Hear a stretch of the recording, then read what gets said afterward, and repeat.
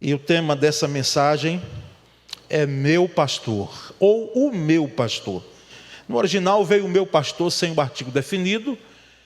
Depois entendemos em colocar o artigo porque de fato é único esse pastor aí.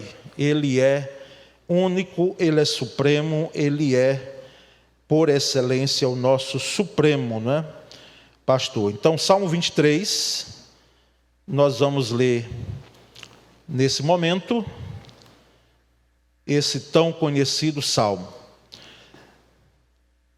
Eu tenho para mim que o Salmo 23, ele é muito mais lido do que o Salmo 91, que também é muito conhecido, do que o Salmo 1 também, que a gente ouve nos filmes, né? Bem-aventurado, varão até em funerais, mais conhecido. O 23 é mais lido que o Salmo 119 também, que é muito conhecido, embora enorme, né? Uma quantidade considerável de versículos. Salmo 23, acredito que é o salmo mais lido, né, que nós temos hoje em todo o mundo. E nós vamos então fazer essa leitura, os irmãos me acompanhem, aí eu lerei e depois todos nós vamos recitar, né? Quem sabe de qual o Salmo 23, nós vamos recitar, nós juntos. O Senhor é o meu pastor, nada me faltará, deitar-me faz em verdes pastos, guia-me mansamente a águas tranquilas, refrigera minha alma, guia-me pelas veredas da justiça, por amor do seu nome. Ainda que eu andasse pelo vale da sombra da morte, não temeria mal algum, porque tu estás comigo. A tua vara e o teu cajado me consolam. Preparas uma mesa, pode passar, perante mim, na presença dos meus adversários ou inimigos. Unges aí é para ver se eu sei de qual, né, Mateus? Unges a minha cabeça com óleo e o meu cálice transborda. Certamente que a bondade e a misericórdia me seguirão todos os dias da minha vida e habitarei na casa do Senhor por longos dias. Agora, tem como tirar aí? Vamos dizer sem olhar? Né? Todos juntos? O Senhor é o meu pastor e nada me faltará. Deitar-me faz em verdes pastos, guia-me mansamente a águas tranquilas, refrigera a minha alma, guia-me pelas veredas da justiça, por amor do seu nome. Ainda que eu andasse pelo vale da sombra da morte, não temeria mal algum, porque tu estás comigo. A tua vara e o teu cajado me consolam. Preparas uma mesa perante mim, na presença dos meus inimigos, unges a minha cabeça com óleo, e o meu cálice transborda. Certamente que a bondade e a misericórdia me seguirão todos os dias da minha vida, e habitarei na casa do Senhor por longos dias. Amém. Vamos orar um pouco mais. Senhor Deus, esse salmo é tão conhecido, Senhor. Permita-nos conhecer o pastor do salmo mais, que és tu, Senhor, supremo pastor das nossas vidas. Porque conhecer o salmo e sabê-lo de qual é bom, como nós declaramos. Mas, ó Deus, nós queremos mais e necessitamos mais. Precisamos mais conhecer esse pastor, que é o pastor do salmo. O Senhor das nossas vidas. Esse Deus maravilhoso. Ó, bendito Senhor. Faz com que essa palavra nessa noite, ela traga conforto, consolo, exortação, enfim, tudo quanto é próprio da palavra. E nós continuaremos rendendo a Ti toda a honra e toda a glória, e oramos em o nome de Jesus. Amém. Graças a Deus, glória a Deus. Então, irmãos, de fato, aqui esse salmo, nós não temos a data que ele foi feito, que ele foi feito por Davi, que a autoria é atribuída a Davi. Queremos lembrar que Davi, ele não era um compositor, um poeta de laboratório, tá certo? É possível que alguns salmos ele fez no palácio, mas os salmos de Davi não nasceram em vão, nasceram da experiência do dia a dia, nasceram da labuta, não é? Nasceram das adversidades, nasceram dos vales, nasceram dos momentos de vitória. Então Davi nunca fez um salmo porque ele queria fazer. Era sempre fruto, né, das suas experiências no dia a dia, na sua a experiência com Deus e com os fatos que cercavam, né? Que estavam ali circundando o seu reinado. E nós percebemos então que esse salmo, não é? O Salmo 23, ele não apenas é um dos mais lidos, mais conhecidos da Bíblia, mas ele não tem qualquer traço de nacionalismo. O que é o traço de nacionalismo? É que alguns salmos de Davi, eu diria uma boa quantidade, de Davi e outros salmos, sempre está lá presente a expressão Israel, não é? Israel, o povo de Deus, Israel. E esse não. Esse salmo ele não tem nenhum traço do nacionalismo judaico. E não teria problema se tivesse. Porque o compositor, ele era um israelita. Mas o que é que nos chama a atenção desse aspecto? É que seu alcance é universal. Hoje, qualquer pessoa que lê ou ouvir o Salmo 23, é algo que vai alcançar a vida dela no tempo de hoje. Nós estamos separados aqui, irmãos, milênios, quando esse salmo foi feito, para hoje, e é um salmo que ele é do dia. É como se fosse algo tão atual, e de fato porque alcança a alma do homem da pessoa, não é? Do ser humano, na sua necessidade. Então é um salmo universal, e ele tem uma mensagem para o ser humano de todas as épocas, não é? Teve lá no tempo, quando foi feito e se tomou a proporção do conhecimento desse salmo, como também tem tido durante todos esses anos, todos esses séculos e todos esses milênios que temos desde a autoria do salmo e desde ele poder ser inserido, né, nas Escrituras, quando da impressão da Bíblia. Nós então, irmãos, nessa noite queremos inicialmente destacar o versículo 1, porque o versículo 1, ele de fato diz quem é esse Senhor, quem é esse pastor, quem é esse meu pastor do salmista, não é? Hoje pela manhã eu estava até dizendo aqui, dando uma prévia da palavra dessa noite, que nós pastores, não é? Feitos de carne e osso, às vezes alguns queridos irmãos, ovelhas de Jesus que ele nos deu para cuidar, porque as ovelhas são dele, não é? E todo pastor, antes de ser pastor, é também ovelha, e precisa ter isso no seu coração e na sua mente. Às vezes nos chamam de meu pastor, não é? E eu disse que eu enchi o peito quando eu ouço isso, quando eu leio isso, não é? Porque me traz uma alegria, mas me traz também uma responsabilidade, não é? De poder continuar cuidando da sua vida. Mas todos nós aqui, todos os pastores que você conhece, não é? Tem um supremo pastor. Um supremo pastor. E eu coloquei alguns pontos aí, a expressão o Senhor, não é? Que há quem diga que ela cairá depois e deverá até sair das nossas expressões, não é?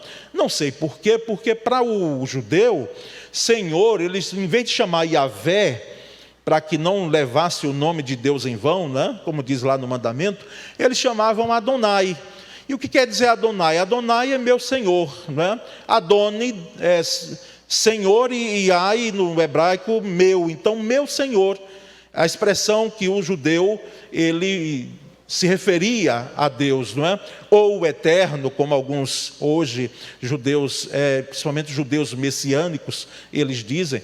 Mas enfim, nós podemos perceber aí que esse pastor, esse meu pastor aí, ele é um pastor no presente, não é? Porque lá no início do versículo 1 diz: o Senhor é. O verbo está no presente. Então é um pastor que, é claro, atuou ontem, atuará amanhã, mas é o pastor de hoje. Assim como o Salmo é atualíssimo, esse pastor supremo, maravilhoso, ele é um pastor que atua hoje, que a sua eficácia, a sua ação, o seu pastoreio, ele é presente no dia de hoje. Também ele é pessoal por causa do pronome, né, possessivo, meu. O Senhor é meu pastor, não é? E aqui só pode de fato dizer com autonomia quem conhece ou quem tem procurado conhecer esse supremo pastor. Porque é meu no sentido não de propriedade, mas é meu no sentido de eu mesmo pertencer a Ele, não é? Veja que jogo de palavras interessante. Não é meu porque eu posso manipulá-lo em hipótese alguma. Quem sou eu? Mas é meu porque eu pertenço a Ele. Não é? Ele é meu Senhor. E provedor no sentido de que a expressão nada me faltará tem esse alcance de provisão. Não é? Mas, irmãos, é preciso aqui uma consideração nesse nada me faltará.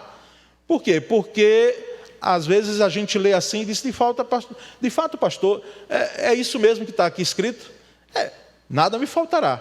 Mas se alguém chegar aqui e dizer, não, está me faltando, pastor. Está me faltando algumas coisas, alguns boletos eu não estou conseguindo pagar, tá algumas dificuldades, não é? Alguns problemas, está me faltando alguma coisa. Então, é preciso essa explicação. Por quê? Porque se nada me faltará, pode indicar provisão, sim. Pode indicar, e indica a provisão. É um senhor, um pastor, provedor, mas não indica necessariamente algo material.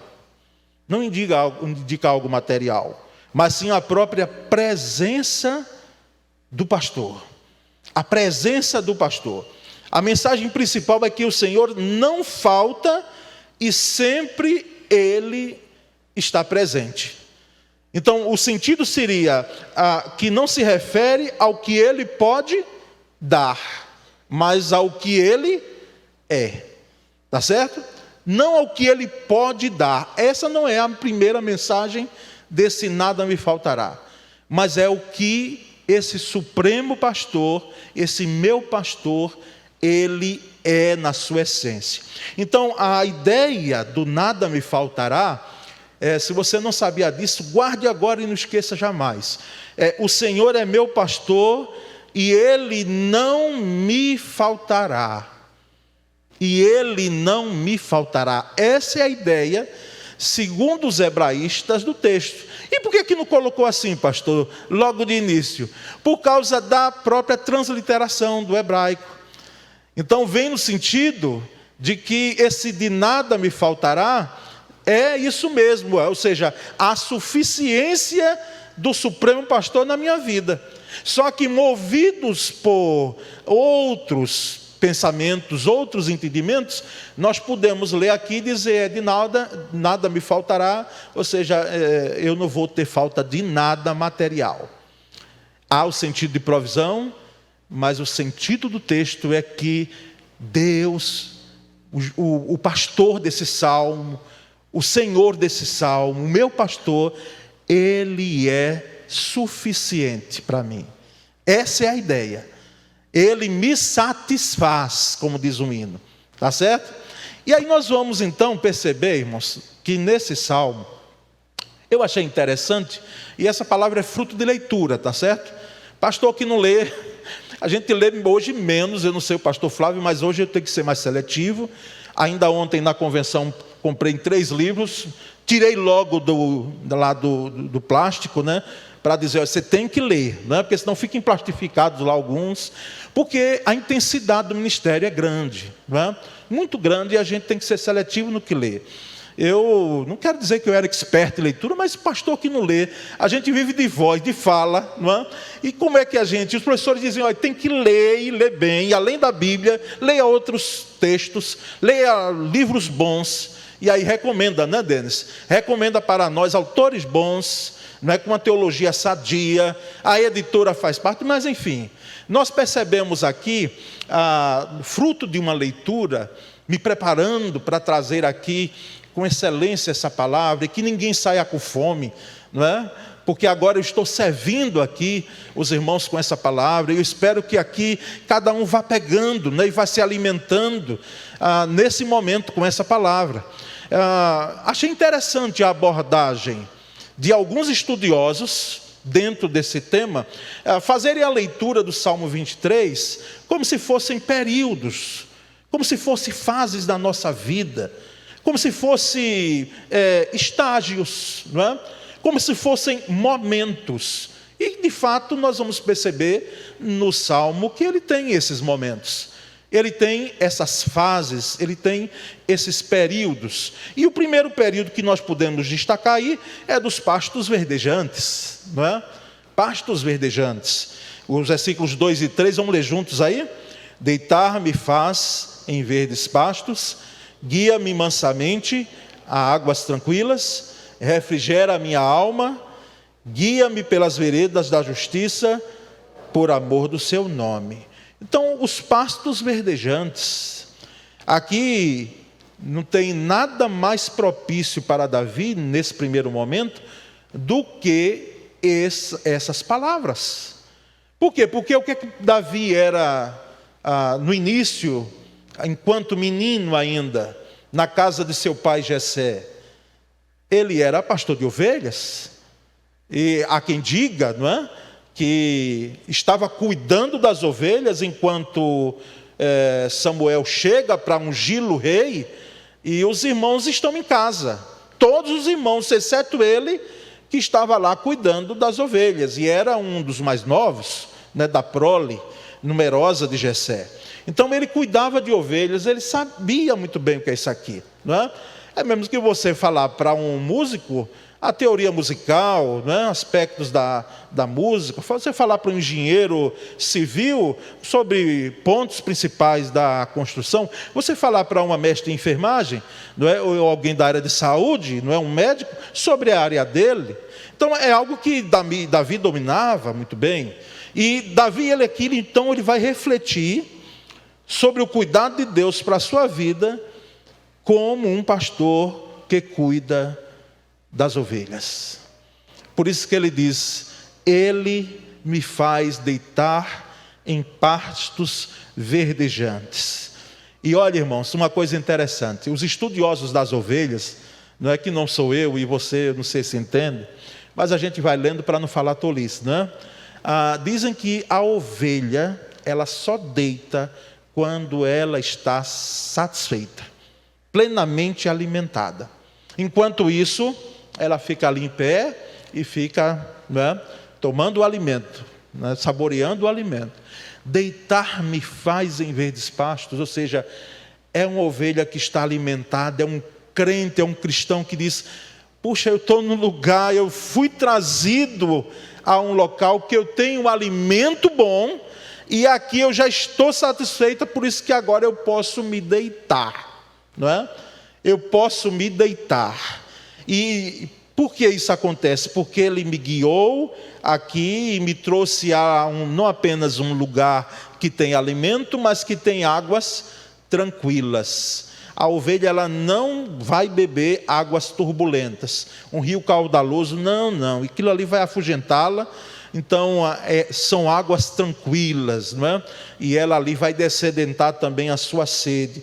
Refrigera a alma. Davi está dizendo agora, ele está trazendo a figura do pastor que cuida do rebanho, e o rebanho para a vida dele, não é? E por extensão para mim e para você. Ele refrigera a minha alma. Tem muita alma que está pegando fogo, está quente demais, fervendo, um turbilhão lá dentro. Pode até ser que engane muito bem o pastor humano. A gente olha, está tudo bem, meu irmão. Aí faz como aquela mulher que, não é, ela teve um filho, o filho estava morto, e depois ela vai dizer ao próprio profeta, e vai abrir o coração e vai dizer: por acaso eu pedi algum filho para que agora o menino esteja morto, né? E aí alguns irmãos dizem: está tudo bem, sim. A gente responde isso mecanicamente, na maioria das vezes. É ou não é? É, e assim é comigo também. Está tudo bem, pastor? Tudo bem, graças a Deus. Mas às vezes não está tudo bem, porque lá dentro está fervendo. Mas o meu pastor, ele refrigera a minha alma. Ele traz refrigério. Olha, irmãos, agora já tem gente sentindo frio, mas eu queria ver você sentir frio naqueles meses que nós aqui vivemos, de janeiro, fevereiro e de março. Diga se não foi, quem era aracajuano aqui, diga se não foi o período mais quente que nós já tivemos em Aracaju. Foi uma coisa absurda. Eu só via gente dizendo: meu Deus, meu Senhor, que calor é esse, não é? E eu também. Refrigerar a alma. É a necessidade que todos nós temos e que o meu pastor e o seu pastor, ele faz. Refrigera a minha alma, guia-me pelas veredas da justiça. Os caminhos que o rebanho ia, o pastor sempre na frente, não é? Guiando o rebanho, porque a ovelha ela precisa dessa condução, e as veredas da justiça, ou seja, por caminhos corretos, não por caminhos enganosos, fraudulentos, não. Ele me guia por caminhos seguros. Esse meu pastor, ele me conduz por veredas sadias, corretas, e diz que ele faz isso por amor do seu nome, do meu ou do seu não. Por amor do nome dele, o nome lindo, maravilhoso que nós cantamos aqui, o nome de Jesus. Ele faz isso, alguma versão tem assim, pela honra do seu nome, olha, pela honra do seu nome. Ele faz isso porque ele tem um nome a honrar. Então ele conduz a pastos verdejantes, porque ele tem um nome a honrar. Então, irmãos, aqui essa é a ideia desse primeiro momento, dessa primeira fase, não é? Desses pastos verdejantes, alimento espiritual, não é? A ideia do pasto verdejante, águas tranquilas, refrigério e sossego, né? Quietude, é uma expressão que também eu admiro muito, aprecio muito, quietude do coração, veredas de justiça, caminhos corretos. E então aqui Davi, ele tem esse primeiro momento, essa primeira fase da sua vida.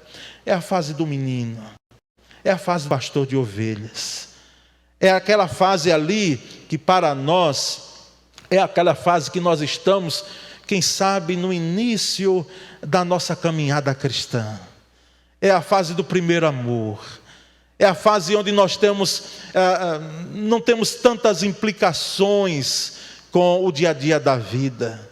É a fase que nós olhamos para trás e alguém que, quem sabe, pode dizer: meu Deus, eu ganhava pouco, mas eu não tinha tanta coisa para pagar. E não me via tão apertado, mas e eu não estou dizendo que você não apenas tenha saudade de sair e fique pensando que isso volta. Não, foi uma fase e que passou. Lembro das primeiras congregações que Deus me deu oportunidade, me permita, irmãos, que coisa maravilhosa, os primeiros irmãos, as primeiras pessoas, o cuidado, a proximidade, não é, de estar perto dos irmãos, gente muitas vezes simples, não é, de um interior, mas também aqui na cidade. Isso a gente olha para trás e eu amo aqui a Piba, mas me dá saudade também, não é? De poder voltar atrás e dizer: meu Deus, era uma simplicidade que nós tínhamos. Mas eu quero dizer para você que você não tem esse saudosismo tanto não, porque isso foi uma fase, tá certo? Passou. Então a fase dos pastos verdejantes é um momento, é um contexto. Quem sabe alguém aqui está vivendo, outros já passaram, não é? No sentido de fase, tá certo, irmãos? Porque na necessidade todos nós temos sempre. Mas aí vem o restante do Salmo, né? No encaminhamento do Salmo, aliás, no versículo 4, veja o que é que diz, que é o vale da sombra da morte, é um outro momento. Vamos ler juntos? Ainda que eu andasse pelo vale da sombra da morte, não temeria mal algum, porque tu estás comigo, a tua vara e o teu cajado me consolam. Um ambiente oposto ao primeiro. O primeiro era de pastos verdejantes, coisa maravilhosa. Que bom, alimento, água perto, deitava-se, sossego de alma, refrigério no coração. Mas a vida cristã é só isso? Não é, irmãos. Mas não é mesmo. E quem está pensando que é só isso, por favor, deixe de pensar agora. Porque na vida cristã nós temos pastos verdejantes, mas também nós passamos por vale da sombra da morte. E o cenário aqui muda de pastos, então, verdejantes, para esse vale. Que há quem diga que Davi, quando fez esse salmo, ele ou já tinha passado pelo vale, ou ele estava ali elaborando esse salmo no vale. Ele estava no vale. da sombra da morte. O que é que era o vale? Era um lugar mesmo, geográfico, um lugar que tinha uma depressão geográfica, perigoso, porque tinha assaltantes. Então, a questão de segurança pública, vamos dizer assim, não é nova, não é de hoje. Ela já existia, essa periculosidade lá naquele tempo. Assaltantes ficavam ali, roubavam e às vezes matavam mesmo. Mas aqui no sentido de Davi, o vale da sombra da morte, nós vamos entender que Davi, ele era o quê?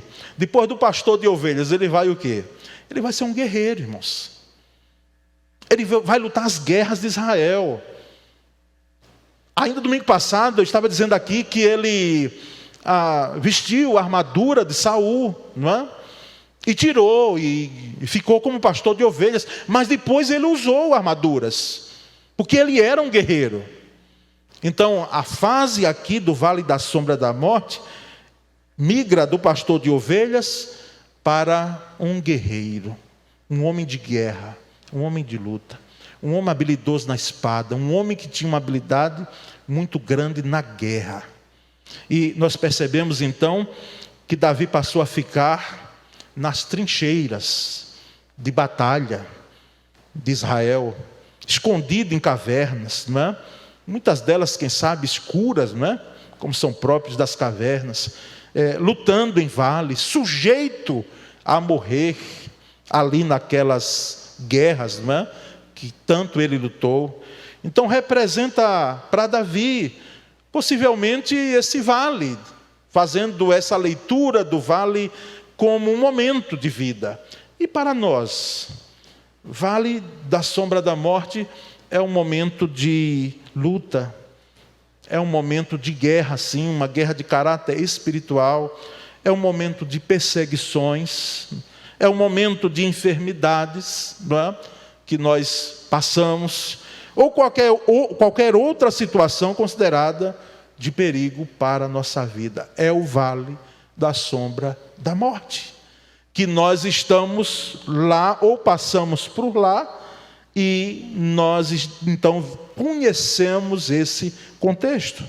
Quase, irmãos, quase todas as pessoas, elas já passaram por fases assim. A fase do vale da sombra da morte, quando o combate é tão intenso que parece que nós estamos mesmo prestes a morrer. A nossa vida corre perigo de morte. Então esse é um segundo momento, essa é uma segunda fase, tá certo? Se eu perguntar, eu nem vou perguntar, porque se eu perguntar a você, qual é das duas que você prefere? Diga aí, são os pastos verdejantes ou o vale da sombra da morte? É claro que nós vamos responder, o Senhor me dá sempre os pastos verdejantes. Mas eu preciso dizer para mim e para você, que o vale também constrói, forja a nossa fé, nos faz habilidosos e deixa-nos claro de que aquele Senhor e o Supremo Pastor, o meu pastor, ele está tanto nos pastos verdejantes, como também ele está no vale, não é? No vale. E nós percebemos isso claramente, porque o restante do versículo 4, o que é que diz? Eu não temeria, ainda que eu andasse pelo vale da sombra da morte. Eu não temeria mal algum. O medo é, até certo ponto, natural. Isso, os irmãos que vêm para quinta-feira, você precisa vir dia de quinta, tá certo? Você que pode, venha dia de quinta-feira, tá certo? Cultuar o Senhor conosco. Porque nós pregamos sempre, eu o outro pastor, sempre a gente vai intercalando. Nós já sabemos que o medo, ele tem algo natural. É um medo de preservação de vida, é um medo que não é um medo doentio, não é patológico, mas existe também o medo patológico, doentio, que já passou aquela linha tênue, não é? De que às vezes as pessoas elas estão com fobias, com medos que necessariamente não existem. Estão lá dentro ou estão na mente dela. É como, já disse aqui, já reitero, Collis, nos seus livros, ele disse que tinha uma mulher que, vendo uma casca de banana lá na frente, ela disse: eu não dou mais nenhum passo aqui, porque se eu for mais para frente, eu vou pisar nessa casca de banana e eu vou me esborrachar no chão, não é? Então era o medo de dar mais passo, porque ela estava vendo a casca e tinha medo de cair, não é? Então esse medo, em hipótese alguma, esse medo, se você tem, você precisa tanto, dois momentos aí, dois suportes. A espiritualidade sim, com oração, porque nós cremos, e você procurar um bom profissional, tá certo? Para poder tratar isso aí. Mas nós percebemos também que a presença desse pastor faz toda a diferença no vale da sombra da morte. Porque tu estás comigo, não temeria mal algum, porque tu estás comigo. A presença de Jesus em nossa vida, ela faz toda a diferença. Assim como fez diferença na vida dos personagens bíblicos. Quando Daniel, que alguns pensam, né, que foi jogado na cova dos leões, ele jovem, não. Ele já estava com idade avançada, Daniel, né, já tinha se passado um tempo. E ele, depois daquele decreto lá, não é, do rei Dario, ele é jogado.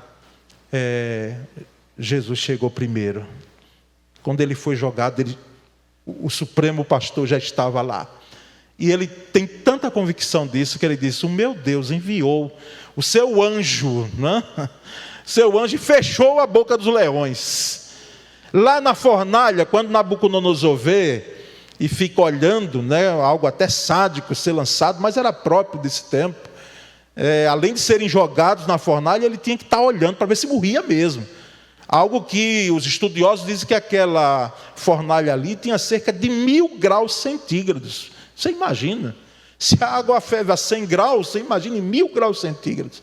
E quando os 3 foram jogados lá, o próprio Nabucodonosor veio e disse: tem um quarto que tem o semblante dos deuses, não é? Quem era esse quarto? O meu pastor que estava lá, o seu pastor, que chegou primeiro. Quem sabe já estava lá passeando, porque essa é a expressão, não é, que Nabucodonosor usa. Eles estão passeando no fogo, como se acontecesse nada, por causa de Jesus, a presença de Jesus. Em José, irmãos, e quantos textos bíblicos, lá em José, em Gênesis está tão claro, e José, e o Senhor, aliás, estava com José, e o Senhor estava com José, e o Senhor estava com José. Faz toda a diferença. E nós percebemos então, na última expressão, que ele diz: a tua vara e o teu cajado me consolam. Em outras versões mais apropriadas, no meu entendimento, me protegem. A tua vara e o teu cajado me protegem, trazem proteção. Sim, pastor, então quer dizer que nada de mal pode me acontecer, nenhum desastre. Não, estamos susceptíveis a isso. Mas Deus, por sua graça, Ele faz intervenções em nossa vida. Eu e outros aqui não éramos para estar aqui nessa noite. Não éramos, não é? Nós éramos já para não estarmos aqui pelas situações que já passamos em alguns momentos da nossa vida. Alguns aqui já tiveram... Sabe o que é que você está com um pé do outro lado, né? E você olhar a morte de frente e depois você voltar, que nós conhecemos. Então, essa proteção, ela é presente em momentos que Deus tem os seus propósitos e objetivos, que muitas vezes nós não conhecemos nem sabemos, mas nós cremos. E aí nós vamos a uma outra fase, irmãos, que é a mesa do banquete. A mesa do banquete. Leia comigo o versículo 5. Preparas uma mesa perante mim, na presença dos meus inimigos. Unges a minha cabeça com óleo, o meu cálice transborda. Davi estava em pastos verdejantes. Davi vai para o vale da sombra da morte. E agora Davi é rei. Ele agora está no palácio. Ele agora é um soberano, né? É uma expressão que não deveríamos usar para os reis terrenos. Porque quem é soberano senão o Senhor? Né? Os reis humanos, os governos são finitos, limitados. Tem o poder político? Tem. mas não tem o poder total, porque soberania é você fazer e deixar de fazer o que você quer. Podem até fazer num estado totalitário, mas não fazem com a própria vida, porque não tem domínio na própria vida. Por isso que a soberania é única do Senhor. Mas ele estava ali, no trono de Israel, ele se tornou rei, agora passou a morar no palácio, sentar-se em mesas com banquetes. O menino que estava cuidando de ovelhas, agora o menino está sentado como rei, governando. E nós percebemos então aqui a figura do anfitrião, que é ele recebendo, não é? Gente no palácio, ele fazendo provisão, uma abundância de alimento, dando ordens, ou outros dando ordens por ele, não é? Porque o rei já queria ter a mesa farta, cuidando para seus convidados terem do bom e do melhor. E aqui tem a ver com o tempo de vitórias, porque todo vale da sombra da morte, ele passa, e nós passamos por ele. E muitas vezes nós passamos, como diz um cântico, dando glória a Deus sim, pela prova, exaltando ao Senhor. Então aqui, essa celebração no palácio, essa mesa, esse banquete, é um banquete de ação de graças. Deus nos livra dos inimigos, então mostrando que o vale acabou, que o vale até pode voltar, mas ele tem um fim. Ele tem um início, ele tem um meio e ele tem um final, porque nenhuma prova é para sempre, nenhum vale é eterno. Então ele vem e renova a sua unção sobre nós, não é? Preparas uma mesa perante mim, na presença dos meus inimigos.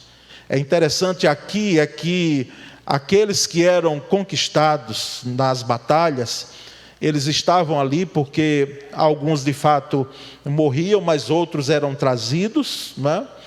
E diante desses inimigos, principalmente inimigos que Israel teve, como os filisteus, os amonitas e outros, né? Ali aquele banquete era feito na frente deles. Para nós, irmãos, eu não sou aliás adepto, e não recomendo a ninguém ser adepto de um cristianismo que é um cristianismo vingativo, né? Assim, você vai ver que eu vou dar a volta por cima e ser vitorioso. Aqueles que estavam lá, não é, torcendo pela minha derrota, depois vão sofrer. Não vejo assim. Mas que tem gente assim, tem ou não tem? Que torce pela nossa queda, que torce pela nossa dor, que se pudesse nos veríamos mortos. Tem. Mas o cristianismo vem, Jesus Cristo vem e diz: olha, você não deve se alegrar com a desgraça de quem quer a desgraça para você, porque eu vim trazer outro negócio aí, muito maior, muito mais profundo do que você pensa, que são os ideais do Cristo, que é a vida do Cristo em nós. E aí nós percebemos então que esse banquete na frente de inimigos é de fato para nós, quando nós temos uma vitória e alguém lá atrás fez juízo de valor da gente. E eu preciso dizer, irmãos, infelizmente, às vezes até dentro do exército de Cristo, dentro do exército de Cristo, dentro do nosso meio, não estou dizendo necessariamente piba, mas do meio nosso, gente que às vezes, quem sabe, pode estar contente com a nossa derrota em algum momento. Mas qual é então o banquete? O banquete é quando nós celebramos vitória, e aqueles que decretavam que o fim seria trágico, que estaria tudo perdido, que haveria morte e não vida, eles podem ver que de fato houve vitória. De fato houve vitória. E não se escandalize, é bom até abrir um parênteses para eu fechar rapidinho. Não se escandalize pelo fato de eu dizer a alguns entre nós, dentro do Evangelho: Porque é uma grande competitividade no meio das igrejas, irmãos. Pastores querendo ser melhor do que os outros. Quem é o melhor, quem é o que fala melhor, quem é o que prega melhor, a igreja melhor, a igreja maior, a igreja que tem o melhor disso. E isso aí eu fico pensando como o nosso pastor fica olhando esse negócio. E muitas vezes pode ser que aconteça assim. Celebração de alguém lá atrás, por causa de alguma derrota nossa. Mas aqui o salmista está dizendo: preparas uma mesa perante mim na presença dos meus adversários, unges a minha cabeça com óleo, e o meu cálice transborda. Ou seja, um momento de unção, não é? No contexto lá de Davi, é porque eu acho que um dos insetos mais teimosos que existe na face da terra, vê se você sabe qual é. O inseto mais teimoso que você afugenta e depois ela vai, gira e depois posa no mesmo lugar. Mosca, não é? As moscas ficavam na cabeça das ovelhas ali, não é? Aquelas que tinham alguma ferida, e ficava ali importunando. Então aquelas ovelhas ficavam agitadas e o pastor vinha e colocava o óleo sobre a cabeça delas. Era algo medicinal na época. E para nós simboliza o óleo da unção do Senhor. Quando existirem algumas moscas que querem povoar sua mente, por causa de algumas feridas na sua mente, na sua cabeça, no seu coração, saiba que o Supremo Pastor, o nosso pastor, ele derrama o óleo da unção sobre nós. O renovo do Senhor, não é? Assim como o óleo também é. Então essa fase, irmãos, é um tempo de refrigério e de conquistas mais ainda. É um tempo de conquista, de vitória. E aí nós vamos para um último ponto, a última fase, vamos dizer assim, do Salmo, que é a casa de Deus. A casa de Deus. Leiamos o versículo 6. Certamente que a bondade e a misericórdia me seguirão todos os dias da minha vida, e habitarei na casa do Senhor por longos dias. O desejo do salmista, o desejo de Davi, era estar na casa do Senhor. É claro que aqui não havia ainda o templo de Jerusalém, os irmãos sabem disso.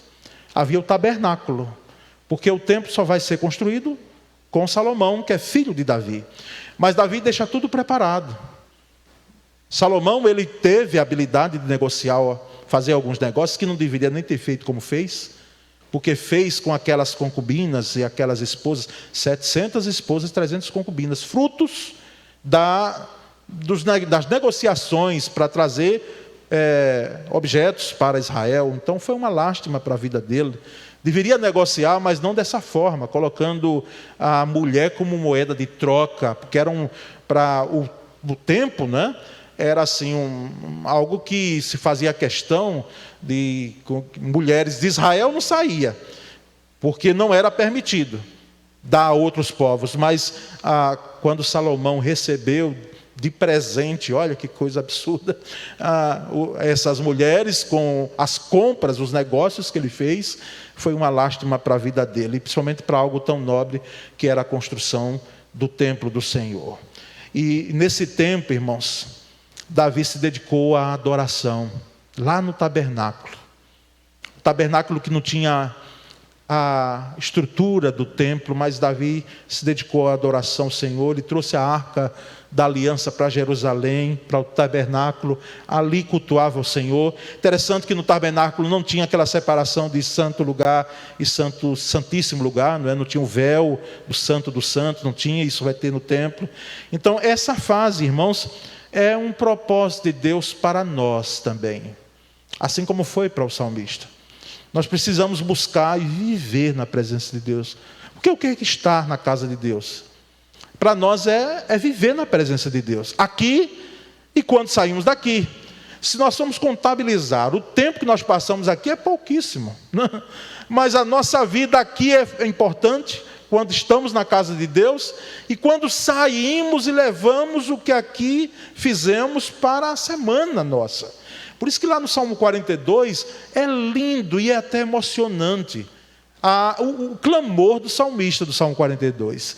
Como suspira a corça pelas correntes de águas, assim a minha alma suspira por ti, ó Deus.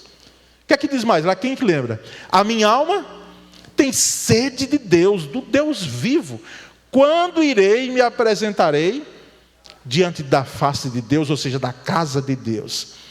Os estudiosos dizem que esse salmista do Salmo 42, ele estava distante da casa do Senhor.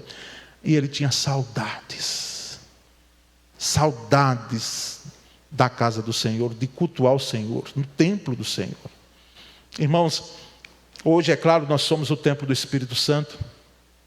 Nós sabemos que Deus não está preso, e o nosso Supremo Pastor não está preso a essas quatro paredes. Mas nós sabemos a importância de estar na casa do Senhor, cultuando ao Senhor, com os nossos irmãos. Olha, às vezes tem coisas que eu diminui mais, mas eu saía em férias pastorais, eu saía de férias, mas a igreja ia comigo. E dia de domingo eu digo, meu Deus, é diferente demais. Às vezes ia para uma igreja ou outra, não é? E procurava uma igreja que eu não conhecia, porque se chegasse, às vezes o colega dizia, vai ter que pregar de supetão, viu? Tudo bem, eu pregaria, mas estava em férias, então eu queria ouvir, não é? Mas é diferente. A gente sente falta, não é? Os irmãos que nós visitamos às terças-feiras, nós pastores, junto com a Misebe, o desejo deles, meus queridos, de todos eles, e alguns estão nos acompanhando pela internet, é estar onde você está aí. Sentados nesses bancos que eles sentaram antes. Então tem saudades do convívio da igreja, de estar na casa do Senhor. Tem gente que precisa retornar à casa do Senhor. Há um número considerável de crentes que não voltaram. E não foram para a igreja nenhuma, porque se fosse para alguma igreja evangélica, meu Senhor, que bom. Mas não, eles não voltaram. E alguns dizem não pastor, de fato foi só um empurrão, porque já havia frieza no coração. Eu não vou fazer esse juízo de valor, não sei. Mas o que nós sabemos é a importância de estar na casa de Deus. Meus queridos, eu já disse isso e reitero aqui. Se algumas feridas, se você ouve alguma coisa que você não queria ouvir, não deveria ouvir aqui, se houve alguma ação, desde aqui do púlpito até a algum membro, que não lhe alegrou o coração, foi ruim, não deveria ter acontecido, é uma tragédia quando acontece, porque nós precisamos amar uns aos outros e respeitarmos as nossas diferenças. Mas se foi feito isso aqui, onde é que vai ser curado? Vai ser lá na China, nos Estados Unidos? Não, vai ser curado aqui dentro. Vai ser curado aqui dentro. E nós entendemos então quando o salmista diz, e habitarei, morarei, olha que coisa. Eu conheci uma geração que era uma geração de igreja, está indo embora. Não é? E a gente bebeu um pouco, né, Samuel? Dessa geração de estar na igreja. Onde é que a gente brincava? Era na igreja. Vinha para a igreja, não se tinha o advento, não tinha internet, não tinha outras coisas. Aqui essa construção desse templo, na minha geração, foi realizada com a gente aqui, vendo aqui. E aqueles da geração igreja, que assim, nasciam numa igreja batista e lutavam ali dentro da igreja, mas não arredavam o pé de uma igreja. Nasciam e morriam no caso dos batistas, né? E assim eu quero dizer os presbiterianos, etc. E outros. Hoje já não temos isso.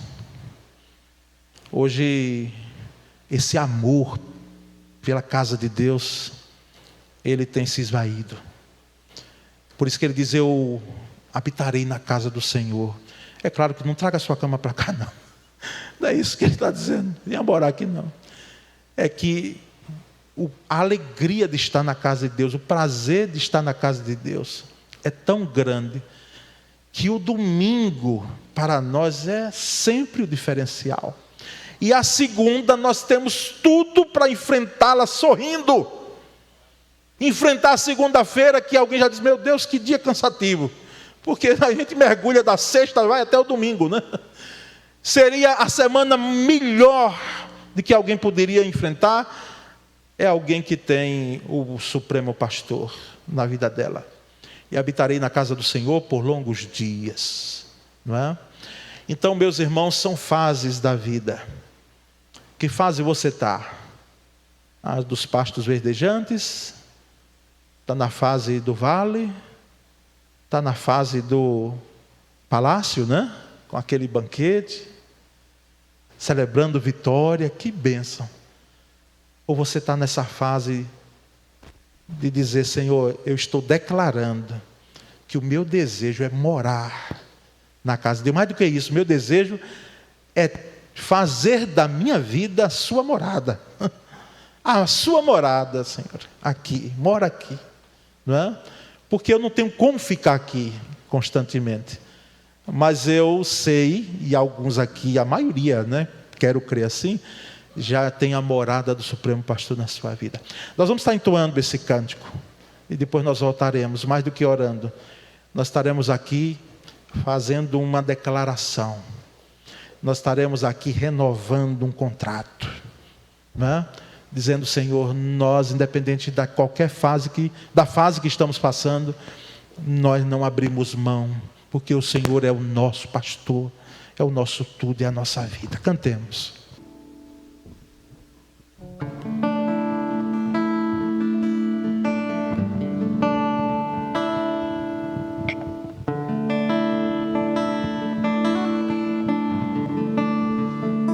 Te amo, Deus, tua graça nunca falha. Todos os dias eu estou em tuas mãos. Desde quando eu me levanto até eu me deitar, eu cantarei a bondade de Deus. És fiel em todo tempo, em todo tempo tu és tão bom. Com todo fôlego que tenho, eu cantarei a bondade de Deus. Tua doce voz, tua doce voz, que me guia em meio ao fogo, a escuridão, tua presença me conforta. Sei que és meu Pai, que amigo és, eu vivo na bondade de Deus. És fiel, és fiel em todo tempo, em todo tempo tu és tão bom. Com todo fôlego que tenho, eu cantarei a bondade de Deus. És fiel em todo tempo, és fiel. És fiel em todo tempo, em todo tempo tu és tão bom. Com todo fôlego que tenho, eu cantarei Da bondade de Deus. tua bondade me seguirá, Senhor. Tua bondade me seguirá, Senhor. Eu me rendo a ti, te dou o meu ser, entrego tudo a ti. Tua bondade Me seguirá, me seguirá. Vamos repetir: tua bondade, tua bondade. Tua bondade me seguirá, Senhor. tua bondade me seguirá. Me seguirá, Senhor. Eu me rendo a ti, te dou o meu ser, entrego tudo a ti. Tua bondade me seguirá,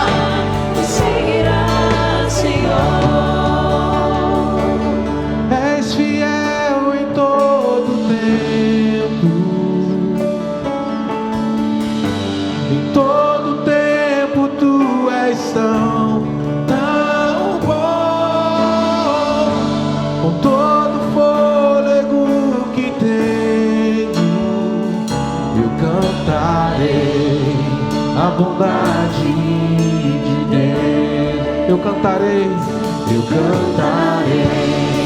a bondade de Deus. Mais uma vez, eu cantarei a bondade de Deus.